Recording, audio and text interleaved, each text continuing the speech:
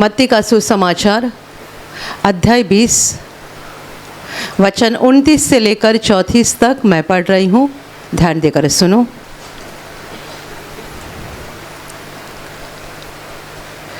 जब वे यरीहो से निकल रहे थे तो एक बड़ी भीड़ उसके पीछे हो ली और दो अंधे जो सड़क के किनारे बैठे थे यह सुनकर कि यीशु जा रहा है पुकार कर कहने लगे, हे प्रभु, दाऊद की संतान, हम पर दया कर। लोगों ने उन्हें डांटा कि चुप रहे, पर वे और भी चिल्लाकर बोले, हे प्रभु, दाऊद की संतान, हम पर दया कर।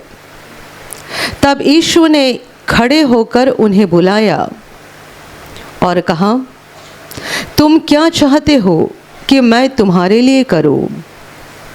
उन्होंने उससे कहा, हे प्रभु, यह कि हमारी आंखें खुल जाए। यीशु ने तरस खाकर उनकी आंखें छुई और वे तुरंत देखने लगे और उसके पीछे हो लिए। Hallelujah, hallelujah, hallelujah, hallelujah, hallelujah. मेरे प्यारे भाई और बहनों, यहाँ पर हम घटना पढ़ते हैं। प्रभु यीशु मसीह यरीहो से अपने चेलों के साथ जा रहा था और एक बड़ी भीड़ उसके पीछे जा रही थी। तब वहाँ सड़क के किनारे दो अंधे बैठे हुए थे, जिन्होंने ये सुना कि यीशु इस रास्ते से जा रहा है। वे तुरंत उठे और पुकारने लगे, यीशु को पुकारने लगे, हे यीशु, दाऊद की संतान, हम पर दया कर। जब ये दो अंधे पुकार रहे थे तब लोगों ने उनको डांटा कि वे चुप रहे, परंतु वचन में लिखा है कि लोगों के डांटने के बावजूद वे और ज़्यादा चिल्लाने लगे, हे प्रभु, दाऊद की संतान, हम पर दया कर। तब यीशु खड़ा हो गया, उन दोनों को अपने पास बुलाया और उन्हें ये कहा, तुम क्या चाहते हो कि मैं तुम्हारे लिए करूं?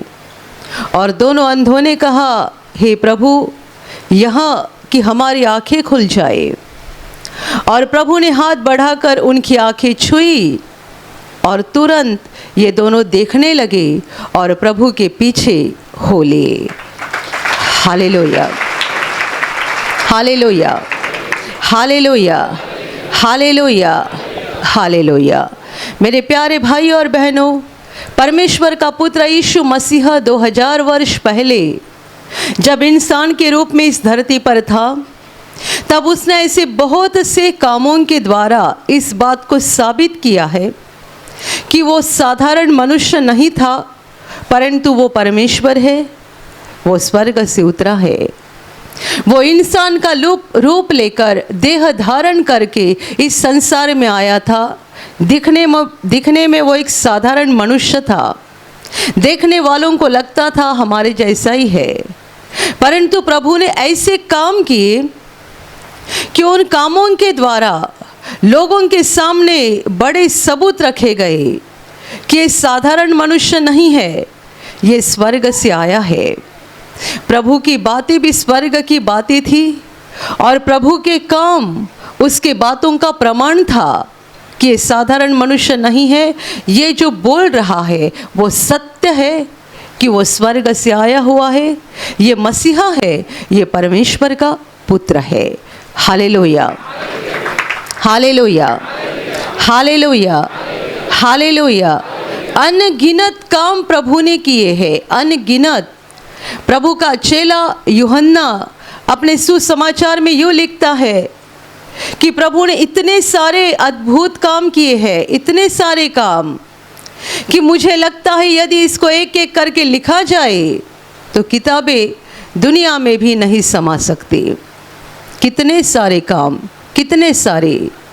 यहाँ पर हम जो गवाही लेते हैं, एक दिन में रविवार का दिन हो तो 25-40 गवाही कभी कभी आती है, हम 2 मिनट में, 1 मिनट में एक गवाही लेते हैं, लेकिन एक गवाही 1 मिनट में या 2 मिनट में कभी नहीं हो सकती है। लोगों ने एक लंबे समय तक बीमारी का सामना किया है, क्या क्या दुख उठाया है, क्या क्या परेशानी उठाई है, और फिर प्रभु के पास कैसे पहुँचे और कैसे अद्भुत रीति से ठीक हो गए, और प्रभु ने उनको कैसे आशीषित किया। ये सारी बातें हम 1.5-2 मिनट में ख़त्म कर देते हैं, पर हर मनुष्य के जीवन में प्रभु ने जो किया है, हर एक का अलग अलग किताब बन जाएगा। Hallelujah, hallelujah. प्रभु जब मनुष्य रूप में धरती पर था, करीबन 3.5 साल उसने अपना काम किया। इज़राइल के गांव गांव, नगर नगर घूमता गया। हजारों की संख्या में भीड़ उसके पीछे आ रही थी। जितने उसके पास आते थे सबों को वो चंगा करता था। जिनमें से दुष्टात्माएं थी, दुष्टात्मा को निकाल देता था। लोगों के जीवन में बड़े अद्भुत काम करता था। यदि हर मनुष्य के बारे में लिखा जाए तो कितनी ज़्यादा किताबें होती। Hallelujah, hallelujah.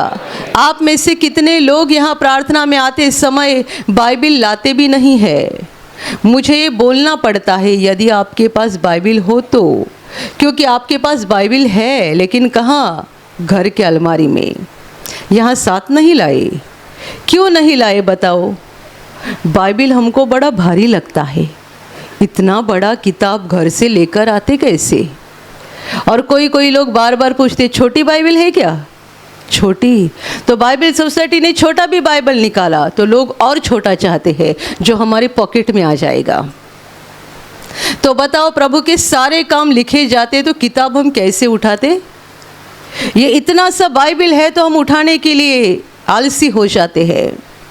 प्रार्थना में आते समय बाइबिल लाते नहीं है, और लोगों को छोटा बाइबिल चाहिए, और छोटा बाइबिल, और छोटा बाइबिल। इसीलिए यूहन्ना ने कहा, प्रभु ने इतने सारे काम किए कि यदि ये लिखे जाते तो किताबें दुनिया में भी नहीं समाती। Hallelujah, hallelujah, hallelujah. अनगिनत काम और अद्भुत काम प्रभु ने किए, अनगिनत, जिसकी गिनती नहीं हो सकती है। और प्रभु के काम 2000 वर्ष पहले जब वो इंसान के रूप में इज़राइल में था तब उसने किए, और उसके बाद ख़त्म नहीं हुए, तब शुरू हो गए, आज के दिन तक चल रहे हैं।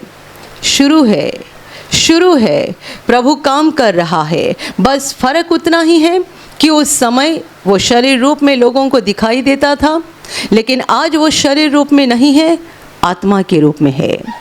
काम वही है, जो काम वो शरीर रूप में था और कर रहा था, वही काम आज भी कर रहा है। उस समय लोग उसको आंखों से देखते थे, लेकिन उसका समय नियुक्त था। वो एक नियुक्त समय तक संसार में रहने के लिए आया था। वो समय जब ख़त्म हो गया, वो क्रूस पर मरा, तीसरे दिन जिंदा हो गया, 40वें दिन ऊपर आसमान में चला गया।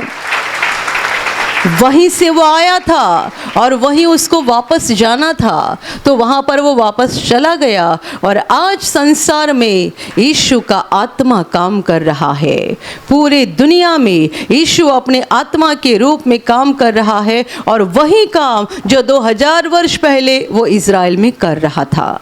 Hallelujah, hallelujah, hallelujah, hallelujah. हम इस घटना में पढ़ते हैं कि जब प्रभु यीशु मसीह अपने चेलों के साथ और एक बड़ी भीड़ के साथ उस रास्ते से जा रहा था, 2 अंधों ने सुना जो सड़क के किनारे बैठे हुए थे। उन्होंने सुना कि यीशु यहाँ से जा रहा है, और जैसे ही उन्होंने सुना कि यीशु जा रहा है, ये तुरंत उठ खड़े हो गए और यीशु को पुकारने लगे। इसका मतलब ही ये है कि उन्होंने पहले ही यीशु के बारे में बहुत कुछ सुना था। यदि यीशु उनके लिए कोई अनजान व्यक्ति होता तो ना उठते और ना पुकारते, परंतु यीशु इस रास्ते से जा रहा है, ये बात सुनते ही वो तुरंत खड़े हो गए। इसका मतलब ये है, इन्होंने पहले ही यीशु की कहानी सुनी थी, यीशु की बातें सुनी थी। और जब उन्हें पता चला कि जिस यीशु के अद्भुत कामों के बारे में हमने सुना है, वही यीशु आज हमारे सामने ही सड़क से गुजर रहा है, तब उन्होंने सोचा ये मौका खोना नहीं है, ये मौका खोना नहीं है। आज तक बस हमने सुना था, आज वो हमारे सामने से जा रहा है। हम देख नहीं पा रहे हैं पर सुन रहे हैं। बड़ा शोर, बड़ा आवाज़, क्या है इधर? आज ये रास्ते पे इतना आवाज़ क्यों है? क्यों इतनी भीड़ है? यीशु जा रहा है। कौन यीशु? इन्होंने पहले ही सुना था। ये उठ खड़े हो गए और जोर जोर से पुकारने लगे। उन्होंने यीशु को कहा, हे प्रभु, दाऊद की संतान। यीशु मसीह दाऊद के घराने में पैदा हुआ था। मतलब इन अंधों ने इतना तक जान लिया था कि ये दाऊद की संतान है, ये दाऊद के घराने में पैदा हुआ है, क्योंकि मसीहा दाऊद के घराने में ही पैदा होने वाला था। ये पुकार रहे हैं, हे यीशु दाऊद, हे प्रभु दाऊद की संतान, हम पर दया कर। पर उनकी आवाज़ यीशु तक पहुंच नहीं रही थी। बड़ी भीड़ थी। जब भीड़ में कोई चिल्लाते हैं, ठीक से समझ में नहीं आता है कौन क्या बोल रहा है, किसका क्या चल रहा है। बिल्कुल उसी तरह इन दो अंधों का भी हुआ होगा कि ये दोनों चिल्ला रहे हैं और यीशु आगे जा रहा है और इतनी बड़ी भीड़ है। लोगों ने क्या किया? उनको डांटा कि चुप रहे, लेकिन ये चुप नहीं रहे। भीड़ में से कई लोग उनको डांट रहे थे, पुकारना नहीं, चिल्लाना नहीं, चुप रहो। तो ये चुप नहीं रहे, ये और भी पुकारने लगे। आखिर उनकी आवाज़ प्रभु तक पहुंची। प्रभु खड़ा हो गया, रुका, उन दोनों को अपने पास बुलाया और अपने पास उनको बुलाकर प्रभु उनको कहता है, तुम क्या चाहते हो कि मैं तुम्हारे लिए करूं? और अंधों ने अपनी इच्छा को प्रकट की, प्रभु यहाँ कि हमारी आंखें खुल जाए। और वचन कहता है, उसने तुरंत तरस खाकर उनकी आंखों को छुआ और ये दोनों अंधे देखने लगे। Hallelujah, hallelujah, hallelujah. प्रभु ने तरस खाकर उनकी आंखों को छुआ। ये बहुत महत्वपूर्ण है। परमेश्वर को हमारे ऊपर तरस आना चाहिए। परमेश्वर को हमारे बारे में दया, करुणा लगनी चाहिए। यदि मनुष्य का दिल कठिन है तो परमेश्वर को तरस नहीं आता है।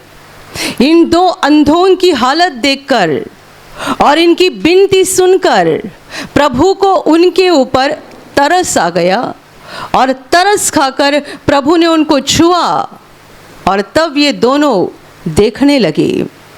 ये सारी घटना एक रची हुई कहानी जैसी लगती है, क्योंकि संसार में आज तक कभी ऐसा हुआ नहीं है कि अंधा देख रहा है, और वो भी ऐसे कि कोई मनुष्य उनकी आंखों को छूता है और वो देखता है। ये कैसा हो सकता है? ये जादू नहीं है, ये कोई कहानी नहीं है, ये कोई रची हुई बात नहीं है, ये सत्य घटना है। जब मनुष्य अपने सृष्टिकर्ता के सामने इस हालत में पहुंच जाता है कि सृष्टिकर्ता को उसके ऊपर तरस आता है, तब ऐसी बात होती है जो हमें बहुत ही आश्चर्यजनक लगती है। Hallelujah, hallelujah. आप घर से निकले तब आप ये बताकर आए, हम आशीष प्रार्थना घर जा रहे हैं। किसी ने कहा हम नायगांव की प्रार्थना में जा रहे हैं, किसी ने कहा हम नायगांव के चर्च में जा रहे हैं। अलग अलग शब्द से आपने बताया, पर सच्चे अर्थ से वास्तविकता में आप आपके सृष्टिकर्ता के पास आए हो। मेरे पास नहीं, मेरे पास नहीं, हमारे किसी भाई बहनों के पास नहीं। हम आपको क्या दे सकते हैं? हम आपके लिए क्या कर सकते हैं? जैसे आप साधारण लोग हैं, हम भी आपकी तरह साधारण लोग हैं, तो हम आपको क्या दे सकते हैं? आप मेरे पास नहीं आए हो, हमारे भाई बहनों के पास नहीं आए हो। सत्य ये है कि आप आपके सृष्टिकर्ता के पास आए हो। और जब एक मनुष्य पूरी तरह से नम्र होकर अपनी दीन हालत को लेकर सृष्टिकर्ता के सामने आ जाता है। मेरे प्यारे भाइयों और बहनों, इससे सुंदर दृश्य और कुछ नहीं होता। आज इस घड़ी दुनिया भर में अलग अलग दृश्य नजर आएंगे। इस घड़ी कोई बैठा है शराब के दुकान में, शराब पी रहा है। जब आप यहाँ बैठे हैं तब कोई शराब के दुकान में बैठा है, कोई सिनेमा थिएटर में बैठा है, कोई होटल में बैठा है, कोई किसी पार्क में, किसी गार्डन में बैठा है। ज़्यादा से ज़्यादा कोई अपने घर में बैठा है और पड़ोसी के साथ बात कर रहा है, किसी की निंदा चल रही है। और भी ज़्यादा से ज़्यादा कोई अपने घर पे बैठा है, हाथ में मोबाइल लिया है, गेम खेल रहा है। कोई घर में बैठा है, हाथ में रिमोट लिया है, टीवी पर दुनिया भर की बातें देख रहा है। आज इस घड़ी, आज रविवार 8 दिसंबर 2024 सुबह के करीब 11 सवा 11 बज रहे हैं। इस समय पूरे दुनिया में लोग कौन सी हालत में है बताओ। जब आप यहाँ बैठे हो, यहाँ ये एक साधारण छप्पर है, साधारण, हमारे ऊपर सीमेंट का पतरा भी नहीं है, ये साधारण छप्पर है। आप दुनिया के सबसे सुंदर जगह पर बैठे हुए हैं, सबसे सुंदर जगह पर बैठे हुए हैं। ये जगह इसीलिए सुंदर नहीं है कि यहाँ पे पर्दा लगा है, फोकस लगा है, पंखे चल रहे हैं। ये जगह इसीलिए सुंदर है क्योंकि यहाँ परमेश्वर मौजूद है। न दिखने वाला परमेश्वर, हमारा सृष्टिकर्ता आत्मा के रूप में यहाँ पर मौजूद है। और आप सब, कोई कुर्सी पे बैठे, कोई ज़मीन पे बैठे हैं, आप सब परमेश्वर के चरणों के पास बैठे हुए हैं। और यद्यपि मैं यहाँ पुलपिट पे खड़ी हूँ और आपको वचन सिखा रही हूँ, पर आत्मा में मैं भी परमेश्वर के चरणों के पास हूँ। दुनिया की सबसे सुंदर जगह और कुछ नहीं हो सकती और कोई नहीं हो सकती, एक ही, हमारे सृष्टिकर्ता के सामने आना, पूरी तरह से दीन नम्र बनकर पूरे विश्वास के साथ उसके सामने आना। Hallelujah, hallelujah. तभी अद्भुत काम होते हैं, तभी बड़े बड़े काम होते हैं, और तभी ऐसे काम होते हैं जिस पर दुनिया विश्वास नहीं करती है। ये कैसा संभव है, वो कैसा संभव है। कल अपने दहानों के प्रार्थना घर में एक खूबसूरत गवाही आ गई। एक छोटी बच्ची को लाया था जो 2 साल की थी, 2 साल की है। उसकी माँ लेकर आई थी और उसकी माँ रोते हुए बता रही थी, मेरी बेटी 2 साल की होने को आ गई, तब तक चलती नहीं थी, यहाँ तक कि खड़ी भी नहीं होती थी। जब उसको खड़ा करने की कोशिश की जाती थी, उसके पैर ऐसे लटपटाते थे और लोग कुछ कुछ बोलते थे। और सारी बातें सुनकर इनको डर लगता था, इनके पति को भी डर लगता था। ये बहन रोते हुए बोली कि मेरे पति तो बहुत रोते थे और ये सोचते थे बेटी चलेगी नहीं तो क्या हो जाएगा। अभी 2 साल की होने को आ गई और अभी खड़ी भी नहीं रहती है। खड़ी रहने की कोशिश करते हैं तो उसके पैर थरथराते हैं, लटपटाते हैं, क्या हो जाएगा। बेटी का बाप बहुत रोता था, माँ भी रोती थी, लेकिन माँ बोलती है मेरा विश्वास था प्रभु मेरे लिए काम करेगा, मेरे बेटी के जीवन में काम करेगा। वो कहती है कि मैं प्रार्थना का तेल लेकर हमेशा उसको पैर के लगाते रही, कुछ दिन तक उसके पैर को लगाते रही, विश्वास से प्रार्थना करती रही।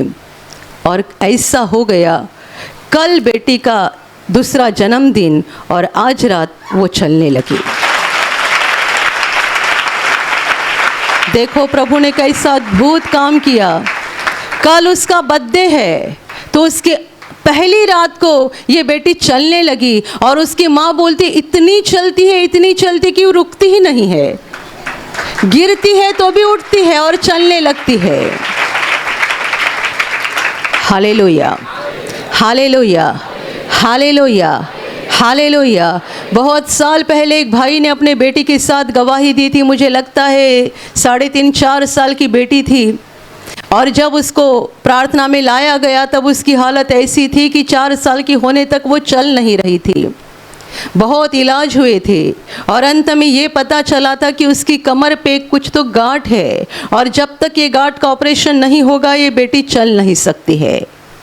इतनी छोटी बेटी, कमर का ऑपरेशन करना पड़ेगा, गांठ को निकालना पड़ेगा। जब तक ये गांठ निकाली नहीं जाएगी ये बेटी चलेगी नहीं।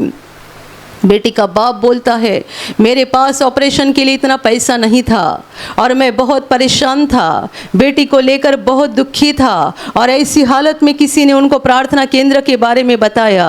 वो अपनी बेटी को लेकर वहाँ प्रार्थना में आ गया। शाम के समय जब अपने ब्रदर मार्टिन प्रार्थना ले रहे थे तब इन्होंने अपने बेटी को सामने बिठा कर रखा, क्योंकि वो खड़ी नहीं रहती थी, चलती नहीं थी। सामने बिठा कर रखा और आंखें बंद करके प्रार्थना में भाग लिया। पूरी प्रार्थना होने तक इन्होंने आंखें खोली भी नहीं, पूरे विश्वास के साथ उस प्रार्थना में भाग लिया। और प्रार्थना खत्म होने के बाद आंखें खोली तो बेटी दिखाई नहीं दे रही है। वो डर गई, कहाँ गई, देखी तो यहाँ वहाँ चल रही थी। Hallelujah, hallelujah, hallelujah. पूरे विश्वास के साथ आंखें बंद करके उन्होंने प्रार्थना में भाग लिया और जब प्रार्थना खत्म होने के बाद आंखें खोली तो देखा बेटी नहीं है। उनको पल भर के लिए डर लगा, गई कहाँ, मैंने तो इधर ही बिठाया था। थोड़ा आगे देखी तो बेटी यहाँ वहाँ चल रही है। अद्भुत काम जो मनुष्य के दिमाग के बाहर है। पर सत्य ये है, जब ये भाई अपने बेटी को लेकर प्रार्थना घर पहुँचे इस विश्वास के साथ कि मेरी बेटी का चलना मनुष्य के लिए मुमकिन नहीं है पर परमेश्वर कर सकता है, तब उसने अपने ज़िंदगी का सबसे अच्छा फैसला लिया। प्रभु के सामने अपने बेटी को रखा, अपनी आंखें बंद रखी और पूरा भरोसा उस पर रख के प्रार्थना में भाग लिया। मैंने कहा जब मनुष्य अपने सृष्टिकर्ता के सामने पूरा दीन और नम्र बनकर आता है, ये बहुत खूबसूरत दृश्य होता है, ये खूबसूरत समय होता है, क्योंकि तब ही सृष्टिकर्ता को हमारे ऊपर तरस आता है। Hallelujah, hallelujah, hallelujah. आंखें बंद करके उसे मालूम भी नहीं होगा कि ये क्या प्रार्थना है, क्योंकि वो पहली बार आए थे। क्या प्रार्थना है, क्या चल रहा है, क्या हो जाएगा, कुछ मालूम तक नहीं था। लेकिन प्रार्थना के लिए खड़े होने के लिए कहा, खड़े हो गए। आंखें बंद करके प्रार्थना करने के लिए कहा, आंखें बंद किए। और जब उन्होंने अपनी आंखें बंद करके परमेश्वर की ओर अपने मन को लगाया, परमेश्वर के दिल को बड़ी खुशी हो गई और उसने हाथ बढ़ाकर बेटी को छुआ। बाप को पता भी नहीं चला कि मेरी बेटी को प्रभु ने कब ठीक किया और कब वो चलने लगी। Hallelujah, hallelujah, hallelujah, hallelujah. कितने सारे लोग बोलते हैं इस रीति से यदि चंगाई होती है, इस रीति से छुटकारा होता है, तो दुनिया के सारे लोग इस रीति से क्यों नहीं ठीक हो रहे हैं। मैंने आपको ये भी वजह बताई। परमेश्वर उन्हीं लोगों पर तरस खाकर अनुग्रह करता है जो विश्वास के साथ और नम्रता के साथ उसके पास आते हैं। अंधों ने जब भी सुना यीशु इस रास्ते से जा रहा है, तुरंत उठ खड़े हो गए, पुकारने लगे, चिल्लाने लगे। जब लोगों ने डांटा चुप रहो, लोगों ने डांटा मतलब क्या? हमें प्रभु के पास आने के लिए शैतान हमेशा रुकावटें डालता है, हमेशा। कितनी सारी रुकावटें हमारे रास्ते में आती रहती है। कई मनुष्यों के द्वारा शैतान हमारे रास्ते में रुकावटें डालता है और कभी कभी और किसी न किसी माध्यम से वो रुकावट डालता है। कई बार आपको भी ऐसा अनुभव हुआ होगा कि आप प्रार्थना के लिए आने को निकले और अचानक पेट में दर्द होने लगा, अचानक सर में दर्द होने लगा, अचानक कुछ तो ऐसी परेशानी हो गई कि अभी प्रार्थना में नहीं जा सकते। ये क्या है? ये वही दुष्ट आत्मा है जो लोगों के द्वारा डांट रही थी उन अंधों को, चुप रहो, चुप रहो, चुप रहो।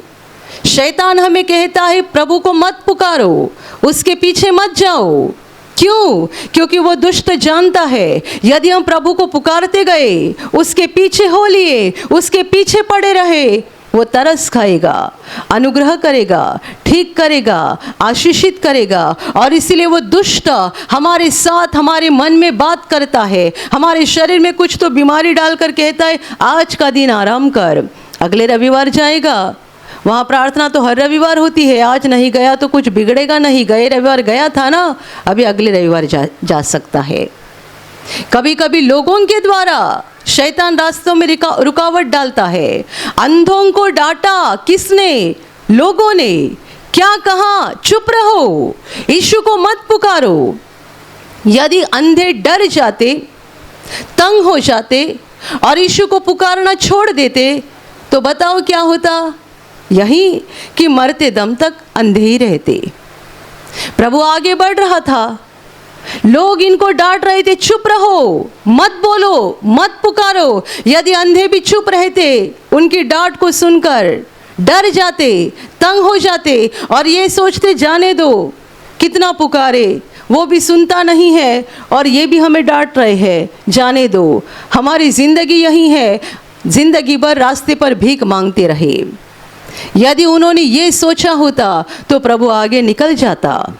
चंगाई का समय, मुक्ति का समय जो परमेश्वर ने उनके लिए नियुक्त किया था, उस समय को वो खो देते और कभी उनकी आंखें नहीं खुलती, हमेशा अंधे ही रहते। परंतु उन्होंने उन सारी रुकावटों को पार किया।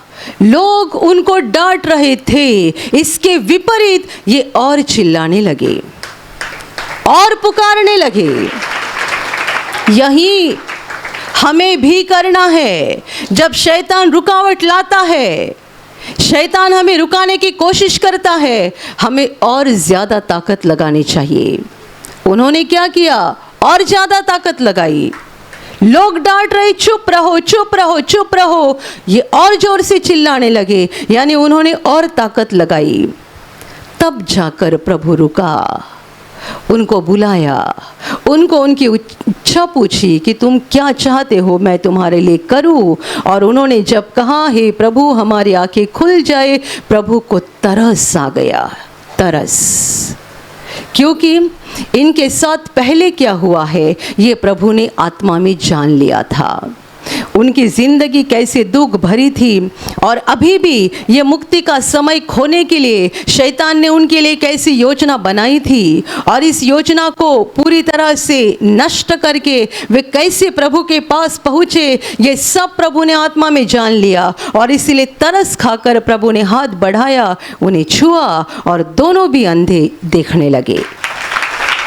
Hallelujah, hallelujah, hallelujah, hallelujah, hallelujah. क्यों दुनिया के सारे लोग इस रीति से चंगे नहीं होते हैं?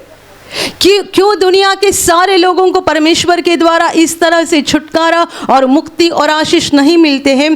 क्योंकि जो दो अंधों ने किया वो सब लोग नहीं कर सकते हैं। पहली बात, कितने लोग तो परमेश्वर के बारे में और यीशु के अद्भुत कामों के बारे में सुनना पसंद ही नहीं करते हैं। आप किसी को बताने जाएंगे तो वो आपको कहेंगे मुझे अभी सुनना नहीं है। और शायद आप में भी ऐसे कई भाई बहन यहाँ बैठे हैं, आपको भी किसी ने पहली बार कहा था, आपने सुना नहीं होगा, नज़रअंदाज किया होगा। सुनते नहीं, सुनना नहीं है, बस करो, ऐसा थोड़ी होता है। ये सारी फंसाने की बात है, ऐसा कहाँ होता है। सबसे पहली बात, परमेश्वर के बारे में, उसके कामों के बारे में, उसके प्रेम और सामर्थ्य की चर्चा के बारे में लोग सुनना ही पसंद नहीं करते हैं।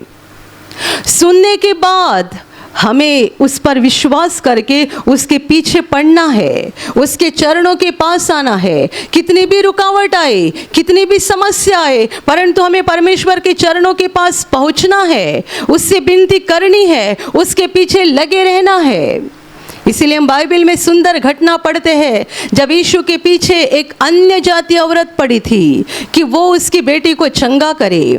उसकी बेटी को भूत लगा था, दुष्ट आत्मा ने पकड़ा था। ये अन्य जातीय औरत थी और वो यीशु के पीछे पड़ी थी, मुझे सहायता कर, मुझे सहायता कर, मेरी बेटी को ठीक कर। लेकिन जबकि वो अन्य जाति थी, यीशु उसकी ओर देख नहीं रहा था, क्योंकि परमेश्वर की योजना के अनुसार यीशु को अपना काम पहले इजराइलियों के लिए, परमेश्वर के चुने हुए लोगों के लिए करना था। परमेश्वर की कृपा पहले इजरायली लोगों के लिए थी, और जब यीशु का क्रूस का बलिदान हो जाने वाला था, उसके बाद अन्य जातियों के लिए परमेश्वर के अनुग्रह के दरवाजे खुले होने वाले थे प्रभु के बलिदान के बाद। लेकिन वो अन्य जाति का समय नहीं था जब अन्य जाति औरत यीशु को पुकार रही थी, इसलिए वो नज़रअंदाज कर रहा था, आगे बढ़ रहा था। लेकिन इस औरत ने प्रभु को पुकारना छोड़ा नहीं, उसके पीछे जाना छोड़ा नहीं। आखिर चेले तंग हो गए और प्रभु को ये बोलने लगे कि इसको भेज दो, ये हमारे पीछे पीछे आ रही है, कितने समय से हमारे पीछे आ रही है। प्रभु उनकी ओर देखता है और उन्हें ये कहता है कि इज़राइल के घराने की खोई हुई भेड़ों को छोड़ मुझे और किसी के पास नहीं भेजा गया है। तब तक ये औरत पहुंचती है, फिर से वही विनती, प्रभु दया कर मेरी बेटी को अच्छा कर। प्रभु उसकी ओर देखता है और उसे कहता है, बेटों की रोटी निकाल कर कुत्तों के आगे डालना ठीक बात नहीं है। वो औरत कहती है, सत्य है प्रभु, लेकिन कुत्ते भी वह चोर चार खाते हैं जो बेटों के हाथ से नीचे गिर जाता है। हालेलुया। सुनते ही प्रभु का दिल बड़ा खुश हो गया और प्रभु उसे कहता है, हे नारी, तेरा विश्वास बड़ा है, जैसा तू चाहती है वैसा तेरे लिए हो जाए। और उसी घड़ी उसकी बेटी जो घर में दुष्ट आत्मा से पीड़ित थी, दुष्ट आत्मा उसे छोड़कर निकल गया और बेटी पूरी तरह से चंगी हो गई। Hallelujah, hallelujah, hallelujah. जब आप प्रभु के सामने आते हो, पूरी रीति से नम्र होकर आ जाओ, सारा अहंकार छोड़ दो, दिल की सारी कठोरता छोड़ दो, पूरी रीति से नम्र हो जाओ और विनती करते रहो, मांगते रहो, प्रार्थना करते रहो। मैंने ऐसे बहुत लोगों को देखा है जो अपने जीवन में बड़े दुख और संकट का सामना करते हैं, पर ऐसे समय में भी वे प्रार्थना में लगे नहीं रहते, मोबाइल में लगे रहते हैं। बड़ा संकट है, हमें बोलते हैं सिस्टर जी प्रार्थना करना, हाँ ब्रदर जी प्रार्थना करना, हाँ। तब मुझे आपको ये पूछना है, हम प्रार्थना करेंगे, आप क्या करेंगे? मोबाइल देखेंगे, टीवी देखेंगे? हम प्रार्थना करेंगे, लेकिन आपको भी प्रार्थना करना ज़रूरी है। कई लोग बीमारी के समय मोबाइल देखते, बोलते एंटरटेनमेंट, बीमारी के समय एंटरटेनमेंट कर रहे हैं, ऐसी बात कर रहे हैं जिससे आपकी बीमारी और भी बढ़ते जाएगी। इस घटना से हमें सीखना है, क्या सीखना है? प्रभु के पीछे लगे रहो, लगे रहो, प्रार्थना करते रहो। आप बड़े दुख, संकट, बीमारी का सामना कर रहे हैं, प्रभु के पीछे लगे रहो, प्रार्थना करते रहो, विनती करते रहो। दुनिया भर की बातें छोड़ दो, यहाँ वहाँ की बातें देखना, यहाँ वहाँ की बातें बोलना और अंधकार के कामों में फंस जाना, ये सारी बातें छोड़ दो। अपना पूरा मन प्रभु की ओर लगाओ। तब एक समय आएगा जब प्रभु को आपके ऊपर तरस आएगा, और जब प्रभु को तरस आएगा, शैतान हार जाएगा और आपके जीवन से शैतान का हर एक काम नष्ट हो जाएगा। Hallelujah, hallelujah, hallelujah, hallelujah. कई लोग एक दो बार प्रार्थना में आते हैं, हाँ मैंने जाकर देखा, एक बार गया था, दो बार गया था, कुछ हुआ नहीं, कुछ हुआ नहीं। इसका मतलब आपने पूरी तरह से परमेश्वर के ऊपर भरोसा दिया ही नहीं था, परमेश्वर के ऊपर आप पूरी तरह से निर्भर हुए ही नहीं थे। जो पूरी रीति से निर्भर होते हैं वो प्रभु के पीछे जाना छोड़ते नहीं, कुछ भी हो जाए, लेकिन मांगते रहते हैं, विनती करते रहते हैं, प्रभु के पीछे हो लेते हैं, और अंत में ऐसा समय आता है प्रभु का अनुग्रह हो जाता है, प्रभु को हम पर तरस आता है, हाथ बढ़ाकर वो हमें छूता है, चंगा करता है, आशीषित करता है और हमारे जीवन से दुख को निकाल देता है। Hallelujah, hallelujah. मेरे प्यारे भाइयों और बहनों, परमेश्वर जिंदा है, वो हम सब से प्रेम करता है, सबों के जीवन से अंधकार के कामों को वो निकालना चाहता है। यीशु ने कहा था, चोर आता है चोरी करने के लिए, घात करने के लिए और नाश करने के लिए। मैं आया हूँ जीवन देने के लिए और बहुतायत का जीवन देने के लिए। हर एक को वो बहुतायत का जीवन देना चाहता है, खुशी, शांति, आशीष बहुतायत से देना चाहता है। परंतु ये हमारा फर्ज है कि हमारा दिल ऐसा बन जाए कि प्रभु को हम पर तरस आ जाए। नम्र हो जाओ, दुनिया भर की सारी बातें छोड़ दो और प्रभु के पीछे पड़े रहो, प्रार्थना करते रहो, प्रभु के पीछे चलते रहो, उसके चरणों के पास आते रहो, ताकि परमेश्वर का अनुग्रह हो जाएगा, उसको आप पर तरस आ जाएगा और वो आपके जीवन में बड़े अद्भुत काम करके आपके दिल को खुशी से भर देगा। Hallelujah, hallelujah, hallelujah. और अभी प्रार्थना करने का समय है। आप विश्वास करो कि एक पल में प्रभु यीशु आपको छूकर चंगाई देगा। एक पल में वो आपके जीवन का दुख निकाल देगा और आपके आंसुओं को खुशी में बदल देगा, क्योंकि उसके लिए असंभव कुछ नहीं है, अनहोनी बात एक भी नहीं है। प्रभु यीशु आज भी जिंदा है। 2000 वर्ष पहले वो शरीर रूप में धरती पर था, आज शरीर रूप में नहीं बल्कि आत्मा के रूप में है और दुनिया के कोने कोने में जहाँ जहाँ लोग विश्वास के साथ उसको पुकारते हैं, उसके पास प्रार्थना करते हैं, उन सबों की पुकार को प्रभु सुनता है, उन्हें चंगा करता है, उनके आंसुओं को पोंछ देता है और उनके जीवन को खुशी से भर देता है। आप भी इसी विश्वास के साथ आपके बीमार भाग पर हाथ रखो और यदि वहाँ हाथ नहीं रख सकते हैं तो अपने सीने पर हाथ रखो। प्रभु यीशु के नाम से इसी क्षण आपके शरीर की सारी बीमारियां निकल जाए। यीशु के नाम से आपके जीवन का सारा दुख निकल जाए। शैतान का हर एक काम आपके जीवन से और आपके परिवार से पूरी तरह से नष्ट हो जाए। यीशु के नाम से, प्रभु यीशु के नाम से शैतान का सारा काम आपके जीवन से नष्ट हो जाए। सारी दुष्ट आत्माओं को प्रभु यीशु के नाम से मैं आज्ञा दे रही हूँ, इसी क्षण इन्हें छोड़कर निकल जाओ और वापस उनमें नहीं आना। इसी क्षण प्रभु का महान सामर्थ आपके ऊपर आ जाए, प्रभु का महान सामर्थ आपके ऊपर आ जाए, प्रभु का महान सामर्थ आपके ऊपर आ जाए। इसी घड़ी पवित्र आत्मा की खुशी आपके दिल में आ जाए, पवित्र आत्मा की शांति आपके दिल में आ जाए और आपका जीवन स्वर्ग की रोशनी से भर जाए। आमीन।